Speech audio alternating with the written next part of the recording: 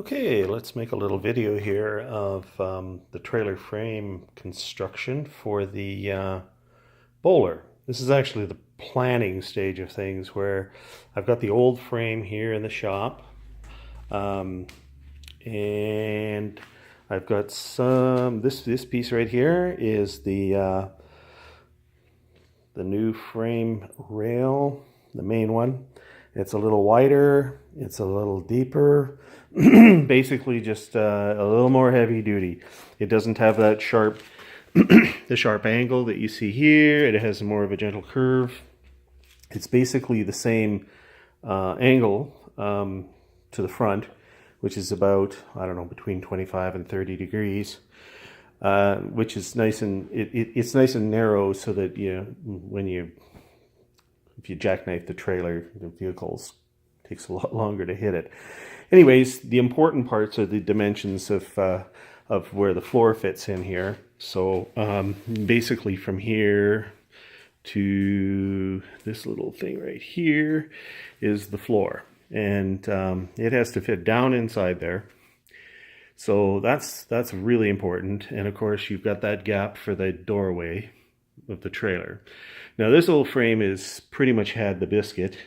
One of the reasons is this crack right here. And the whole back end is just sagged down. Somebody's put a brace on there. Oh my goodness. To try to hold it up, but it didn't work. It's still sagged. It did affect the body. It made the door not close properly. It causes a lot of problems anyways. So the new frame, as you can see, is one long, nice, solid piece. It's going to go all the way to the back. The bumper is going to be, I'm going to change the bumper design just a little bit. I'm going to make it wider at the back just to protect the rear of the trailer. And of course it'll have a spare tire mount on it. I don't know why this one doesn't have a spare tire mount, but it doesn't. Also, here's another thing too, is if you look at the axles here, these are the Torque Flex axles, the Dexter ones. The ones I bought are made by Rockwell, but they're the same, they're owned by the same company. Anyways, it's a Torque Flex axle. Weird, they put the axle to the back, flipped it over, and it flexes to the front. The arm does. The new axles that I have are right here, and they are designed to do the opposite to that. Let's just see if we can see them here. So they're going to go, this is the right hand axle right here, and you can see that it trails to the back and it goes down. Now that's going to lift the trailer up a little bit. Just how much I've yet to figure out.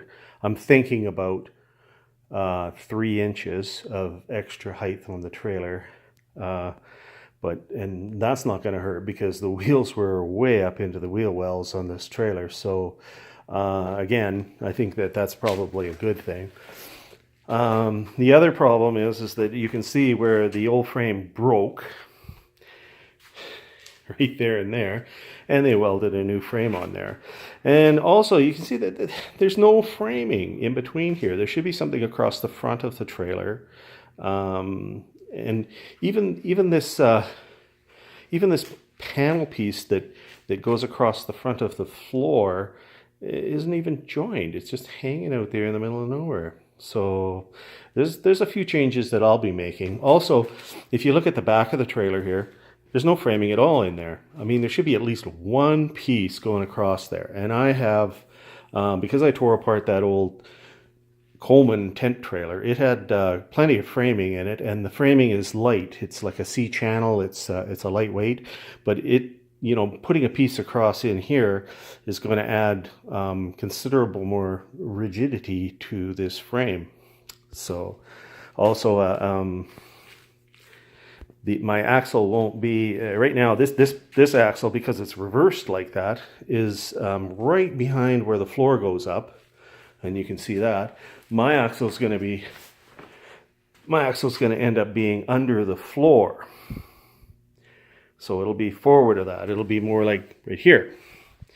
So that's okay, because that's going to add a little bit more strength to the floor. So yeah, anyways, that's the frame. and the planning for the frame. I've got all the dimensions I need, and I'll put the wheels back on this frame. There's the nice new wheels right there, and I'll toss it outside and I'll start construction of my new frame.